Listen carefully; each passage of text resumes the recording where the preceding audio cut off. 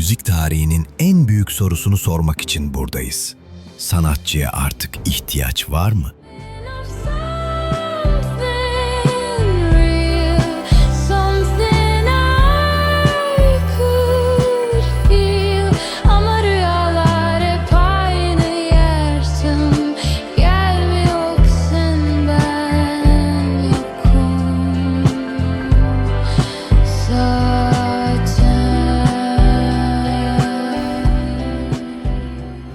Bu gördüğünüz şarkı bir Grammy ödüllü virtüöz tarafından mı yoksa bir algoritma tarafından mı yapıldı? Cevabı videonun sonunda vereceğim. Ama bilin ki müzik endüstrisi yaratıcılığın ve emeğin temelini sarsan bir devrimin ortasında. Bu videoda Suno AI ve Udio gibi araçların nasıl bir metin komutundan saniyeler içinde tam bir şarkı ürettiğini gösterecek. Telif haklarını, etiği ve en önemlisi müziğin ruhunu tartışacağız. Hazırsanız geleceğin sesine kulak verelim. My Synthetic AI. Bu kanalda teknolojinin sanatla kesişimini inceliyoruz. AI müziği son bir yılda hobi olmaktan çıkıp profesyonel stüdyoların kapısına dayandı. Bugün bu devrimi 4 ana başlıkta inceleyeceğiz. 1. Nasıl çalışıyor? Uygulama demoları. 2. AI'ın sınırları ve şok eden kalite. 3. Etik ve telif ikilemi. 4. Sanatçının geleceği. Başlamadan önce kanala abone olmayı ve bu tartışmanın bir parçası olmayı unutmayın. AI, metinden şarkıya text-to-song teknolojisiyle çalışıyor. Temelde bir metin komutu, prompt giriyorsunuz ve AI, milyonlarca müzik verisinden öğrendiği kalıplarla sizin için özgün bir parça üretiyor. Hemen Suno AI ile deneyelim. Bir metin komutu giriyorum. 80'ler synthwave tarzında hüzünlü ve derin bir erkek vokalin olduğu ayrılık temalı bir şarkı. İşte sonuç.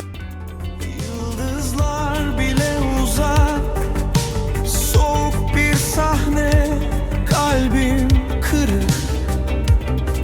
Boşlukta bir sahne, yalnız bir şehir, sensiz her yer geri. Adını fısıldar rüzgar, unutur muyum seni? Yalnız bir şehir, yollar hep sessiz, her köşe başında kaybolur izimiz. Gördüğünüz gibi sadece enstrümantal değil, vokal de üretti. Udio'nun arayüzü ise daha çok müzisyenlerin iş akışına yakın. Burada ritim, tempo ve hatta şarkının formunu daha hassas kontrol edebiliyorsunuz. Uygulama demolarımız gösteriyor ki teknik bilgi artık şart değil. Tek ihtiyacınız olan yaratıcı bir fikir. AI'ın kalitesi 2 yıl öncesine göre katlanarak arttı. Artık çıkan sesler robotik veya yapay değil, stüdyo kalitesinde kusursuz tınılar barındırıyor. Ama asıl şok edici olan hızı. Bir insan sanatçının saatlerini, hatta günlerini alacak aranje, mix ve mastering işlemlerini AI saniyeler içinde tamamlıyor. Bir besteci piyano başında bir melodi bulmak için günler harcayabilirken AI binlerce varyasyonu anında sunuyor.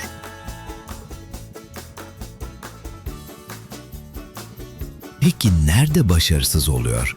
AI müziği mantıkla yapar, insan deneyimiyle değil. Empati, hüzün veya neşe gibi derin duyguları taklit edebilir ancak onu gerçekten hissedemez. İşte bu yüzden dinleyici müziğin ruhunu sorgulamaya başlıyor. AI müzik devriminin en dikenli noktasına geldik. Etik ve telif. AI milyonlarca mevcut şarkı dinleyerek öğreniyor. Peki bu, o şarkıları üreten sanatçıların emeği üzerinde bir sömürü değil mi? Telif hakkı kime ait? Şu anki yasal boşluk büyük bir kaos yaratıyor. Bir yanda AI'ın ürettiği müziğin telifini kullanıcıya veren platformlar var. Diğer yandaysa AI'ın eğitildiği sanatçıların haklarını savunanlar. Eğer AI ünlü bir sanatçının sesini kopyalarsa, ki bu artık mümkün, bu bir ihlal midir? Bu, sanatçının işini kaybetme korkusu, AI'ın etik sınırlarını zorlayan en büyük tehdittir. Peki, insan sanatçı devri bitti mi? Hayır. Bu bir son değil, yeni bir evrim aşamasıdır. Sanatçının rolü değişiyor. Artık AI, gitarınız, davulcunuz, aranjörünüz ve hatta söz yazarınız olabilir. Sanatçı, teknik prodüksiyonla boğuşmak yerine fikir babası ve küratör olma rolüne yükseliyor. AI'ın sınırsız potansiyelini bir araç olarak kullanan sanatçılar, sıradan olanın çok ötesinde eserler ortaya çıkaracak. Unutmayın, fotoğraf makinesi ressamı bitirmedi. Ona yeni bir sanat formu sundu. AI da müziği bitirmeyecek. Onu dönüştürecek. Ve gelelim başlangıçtaki sorunun cevabına. Size dinlettiğim o şarkıyı elbette bir AI yaptı. Ama onun arkasındaki fikir, yönlendirme ve vizyon insana aitti.